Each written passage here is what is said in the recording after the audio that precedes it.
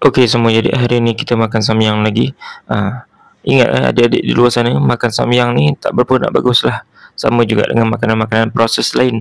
Lebih baik engkau pergi pasar, beli ayam ke beli ikan, beli daging, siang sendiri, potong-potong-potong, masak sendiri. Tapi disebabkan aku belum pergi lagi beli barang dapur, jadi kita makanlah ramen ni, ramyeon ni. Ikutlah nak panggil apa. And kalau ikut masa universiti dengan masa sekolah asrama dulu kan, ini antara cara aku hilangkan stres. Sebab bila makan pedas tu kan dia macam apa ya?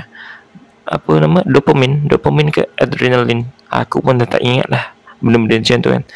Tapi jangan bergantung sangat kat makanan. Ingat yang memberi masalah dan menyelesaikan masalah tu, memberi hati tenang ada Tuhan kita. Okey. Assalamualaikum. Bye bye.